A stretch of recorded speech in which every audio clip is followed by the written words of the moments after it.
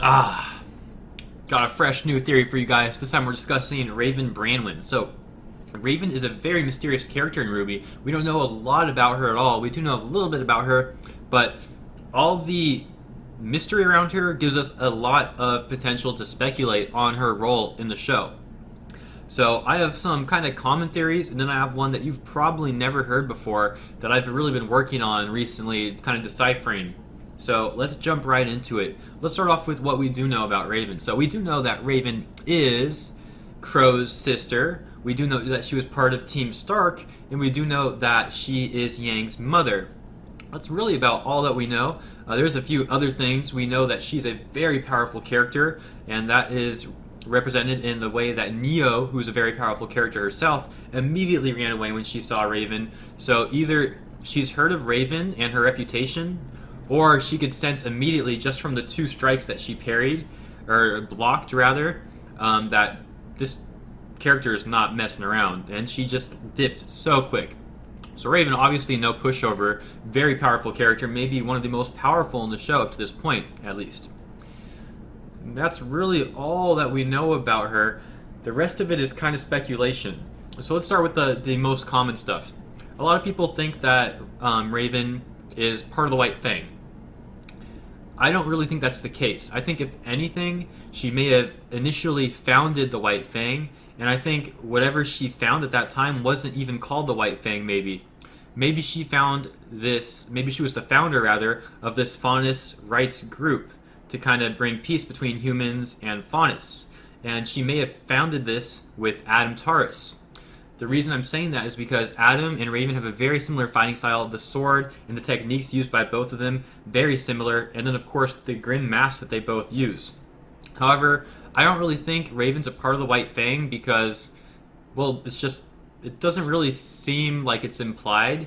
And at the same time, it seems a bit too obvious with the name, the mask, her name being Raven, I mean, and her appearance almost bird-like, but not really having any Faunus traits specifically that we've seen.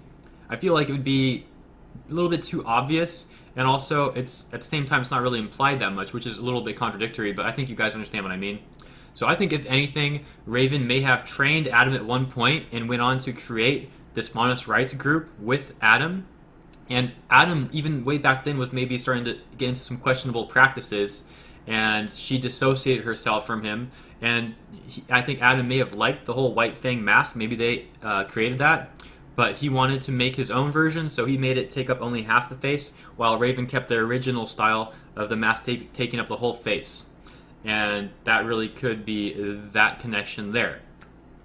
The next one that I would like to talk about is the way that Raven, rather Bran Wynn, the last name, is the name of a character in a collection of Welsh novels, and that was about Bran Wynn, who was the sister of the King of Britain, how she was betrothed to the King of Ireland in order to bring peace between the two kingdoms.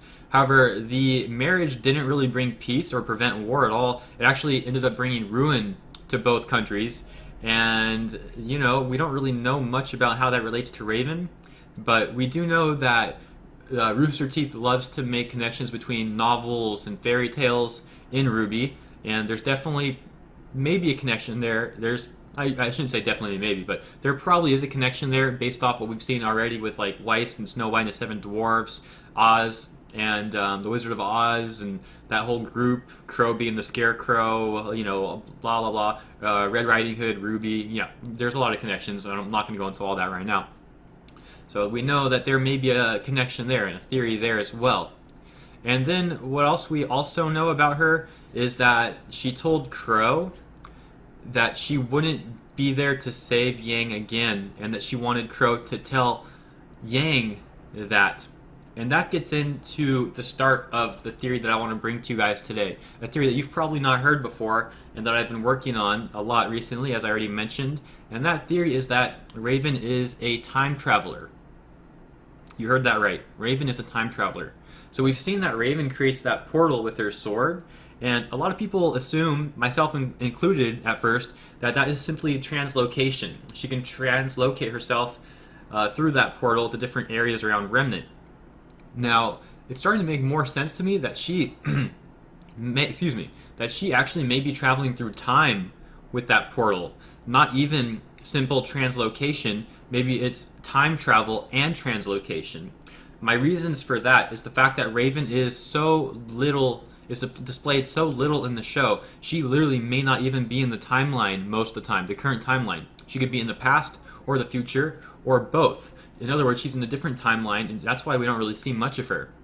At the same time, when she went to Crow and told her to tell Yang that she wouldn't be there if she got in trouble again, it was almost implying that she knew something was going to happen to Yang, that she knew that Yang was going to lose her arm. And that connection that she already has with Adam Taurus may have also linked this all together.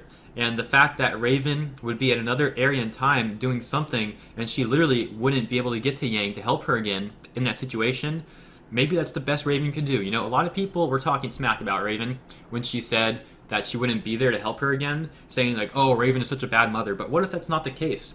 What if that's really literally all Raven could do? Because otherwise it may mess with the timelines or something like that. If she told Crow, like, yeah, Yang is gonna lose her arm against Adam, tell her that. Well, that would just kind of change the entire timeline, and then she would know about everything, and that just doesn't really work. We've seen in fiction a lot that characters with time travel are also extremely limited in the way that they can use time travel. Otherwise, the entire universe implodes or some crazy stuff like that. So maybe Raven really, that's the best that she could do, would give this very vague hint to Yang through Crow that, yeah, Yang, you should really watch your back and you should really be careful coming up, because there is something that could happen to you and I'm not going to be there again to help you out. So that could be the case. And I think that may be the case. And I think this also may all relate to Summer Rose. Maybe Yang is traveling through time to prevent what happened to Summer, or to change what happened to Summer. Summer may be a huge key in the story, and the fact that she is deceased, or at least failed her mission, we do know that Summer's corpse was never found, that the grave is just a memorial, and there are theories out there that Summer is still alive, and there are theories out there that Summer is another character in the show, but I'm not going to get into that right now. That's a whole other rabbit hole to go down. But just know that these theories exist if you weren't aware already. And I think Raven perhaps may be traveling through time, sacrificing herself. In other words, perhaps the time travel takes its toll on her. It's really not easy for her to do. And she may be doing all this to kind of better the future and really change how things are going to end up. So that's my theory about Raven. I think she is potentially a time traveler. And I know it kind of sounds wacky, but I think there is some merit there as I presented to you guys today. And I feel like I'm leaving something out, though. Portal. That's also right. Another merit to the time traveling theory. The portal that we've seen her use is visually similar to the portal created in the intro animations in Volume 1 and Volume 3. The opening intro songs, there are animations in those songs that are almost the same as that portal. So that portal is super important. And I think that there is definitely merit to that portal, and if it was simply translocation, it wouldn't be as important as it seems to be relayed in the opening songs. If it's time travel relating back to Summer Rose, relating back to who knows what, then it's going to be super important to the story, and there you go. It kind of makes sense. And I think that the longer Rooster Teeth puts off telling us really what's going on with Raven, the more important her character is going to be to the story in the end. So if we don't learn more about her in Volume 4, or even Volume 5, if we don't learn more about her to the end of the story even, I think her character is going to play a huge, huge, huge role on Rwby, and Rwby being the show, not Ruby Rose herself. And we'll see how it all plays out, but very interesting. I hope you guys enjoyed this one. If you did, please like, please subscribe if you're not already. I would love to have you around for more of these discussions. And if you have any comments on this theory or theories about Raven that I may have missed, your own theories maybe that you've been thinking of, please leave a comment below, because I find Raven a super interesting character. I'd love to know what you guys have to say about her, and I hope you guys have a great day. See you later.